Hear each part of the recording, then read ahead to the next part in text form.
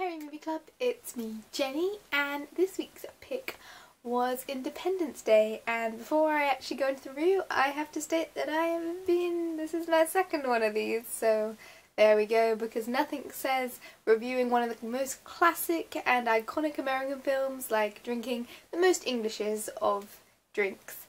And yeah, going into that, this is so iconically American. It has so many red, white and blue imagery coming in, so many flags, a lot of flags, a lot of just stereotypes. I've got to give points though, because there seems to be a lot of ethnic diversity, that's often neglected even in modern films. You have pretty much every single race, religion, culture represented, even if it is represented in the most stereotypical way possible. But, you know, at least it was represented, and it is such an iconic American film. It has explosions, it has cigars, it has let's nuke them, and explosions, and action, and silliness, and I can pick up a lot of things because, you know, that speech was awesome, and that explosion was awesome, and that last moment when they're walking away from the crash is awesome, and at the same time I'm like, this is such a silly film. If I were to watch this again, I'd probably fall asleep. And to be honest, I could blame it on the alcohol, or I could blame it on not being that invested in this film, but I did find myself getting very easily distracted while watching this film. I made dinner and I chatted on the SourceFed forum, and obviously I drank a bit. And I think it's, oddly enough, the first time I've ever actually watched this film in full. I think I've caught clips here and there. Of course I knew about some of the most iconic moments, but I don't think I've ever watched the film in full before this time, and it was okay, it was enjoyable, it was everything I expected it to be. It was action and explosion. I knew all the plot twists, I knew all the plot points just from living in a culture which is so aware of this film. I was rather impressed with the acting throughout. I think I've got to give points to the scriptwriters for giving the child actors as few lines as possible so they don't become irritating child actors.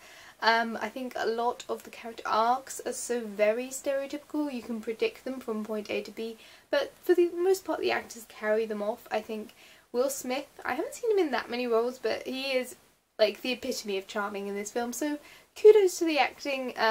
It seems very aware of itself, it knows that it's an explosion-y, action-y alien film, and doesn't need to go that intelligent.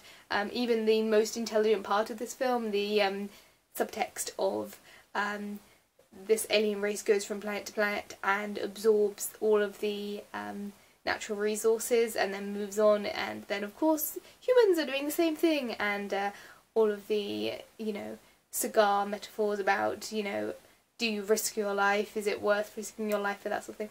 You know, those are so, they're in there to add a second level, but it's a very non-subtle second level. Just a lot of this I felt, it was okay, but I think if I were to watch this again I would be unconscious by about the first 20 minutes in. But I can see why it's the classic it is. A lot of the CGI is obviously aged, particularly the sky sequences. There's a lot of CGI skies which just don't really carry through to the 21st century. A lot of the explosions hold up. I think pretty much every single plot hole in this film has been analysed and overanalyzed so many times. I can remember the first time I watched a couple of clips of this being slightly irritated that it was so very convenient that Jeff Goldblum's character was the only one who worked out the system, and my hair's just fallen out, and was the only one in the entire world who was able to predict what was going on, and then all of people, once they worked out the plan in the entire world, particularly the English people, were like, oh, they finally come up with a plan, now we should just follow along with the Americans, which, you know, kudos to the Americans, because they apparently are the only ones that could work out the system. But it was one of those ones where, like, could we have more international representation? No, this is an American film which celebrates America, so I can't really fault it, because it knows what it is, and it is what it is. I just gotta give shouts out, because I did not realise Data was in this film, and I did not realise the hero of Compton was in here either, so yay for Jane. And it was an enjoyable, funny film, and I am going to finish this drink and go to bed. But thank you for the watch. I'm sorry I've been neglecting Harry Movie Club recently. We'll see how it goes in future weeks.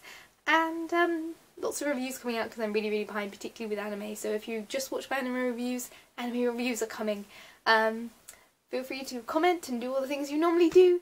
And I'll see you guys all very soon. Hopefully less drunk. Bye guys.